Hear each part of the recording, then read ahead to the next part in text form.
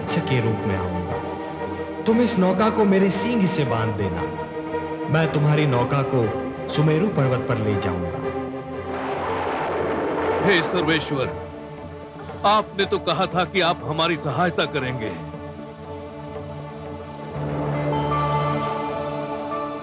शान्ताकारं भुजगशयनं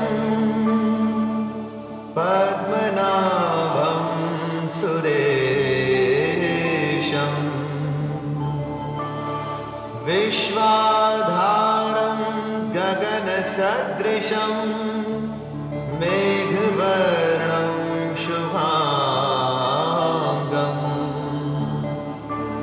लक्ष्मीकान्तं कमलनयनं योगिभिर्ध्यानगम्यं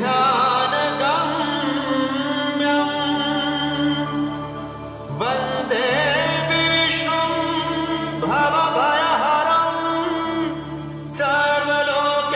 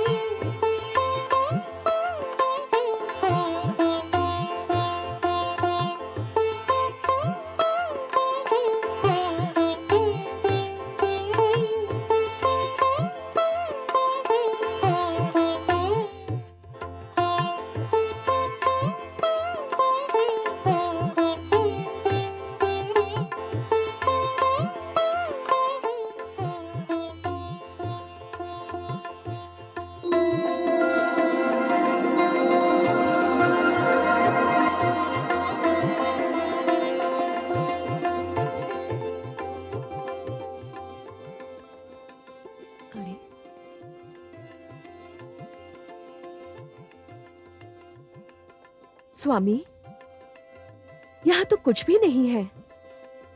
एकदम निर्जन स्थान लगता है। ऐसा मत कहो देवी, यहां हम हैं और यहां वो है जो कण कण में रमते हैं।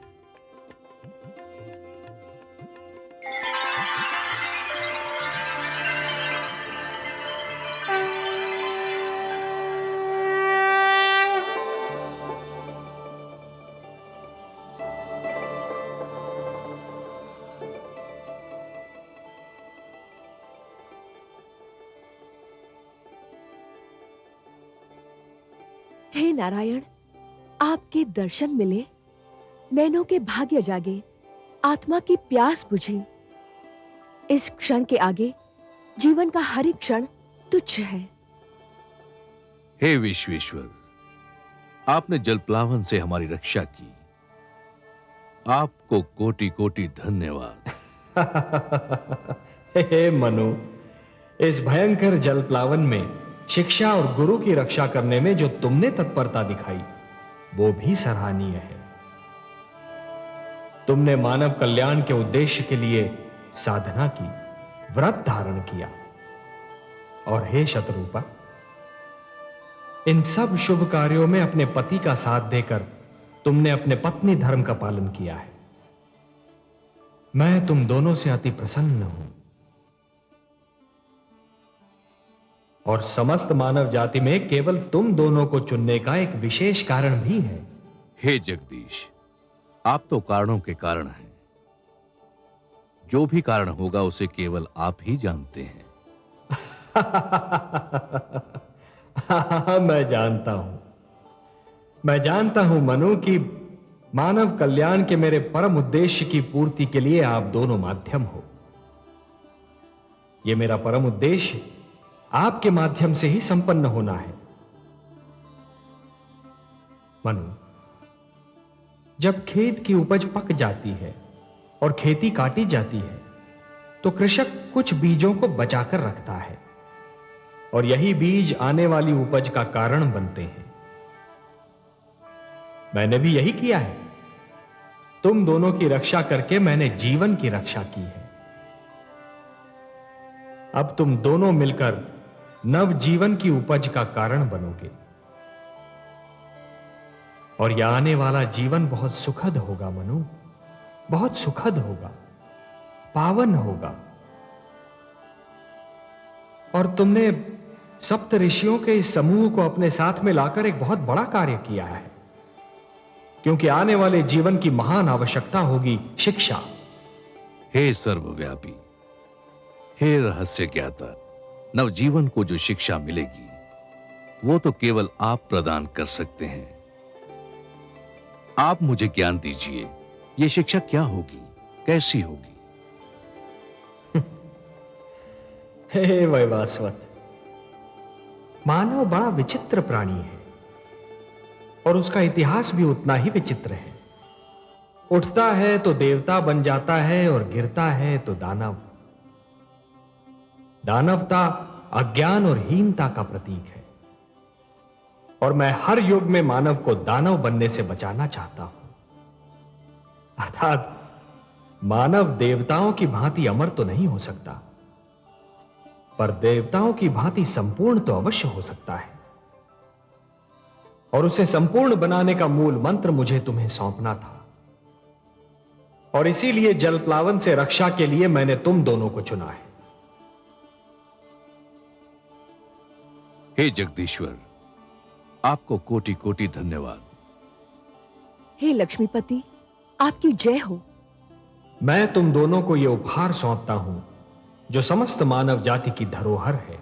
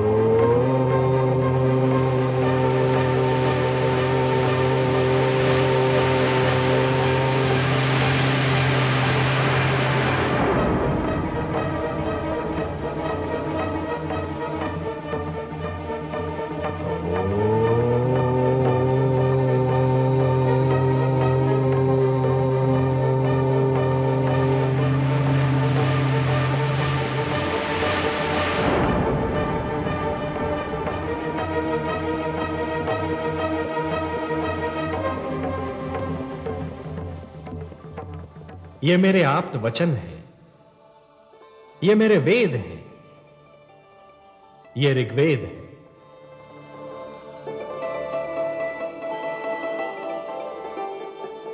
ये यजुर्वेद,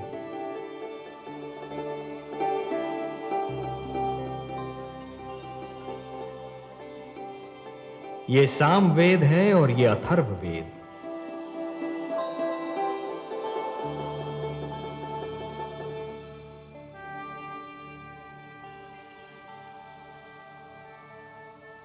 ये मेरे सबसे बड़े वरदान हैं। मानवता को ये मेरा उपहार है। ये मेरे आप्त वचन तुम्हें और तुम्हारे उपरांत आने वाली हर पीढ़ी को जीवन के नियमों का ज्ञान देंगे।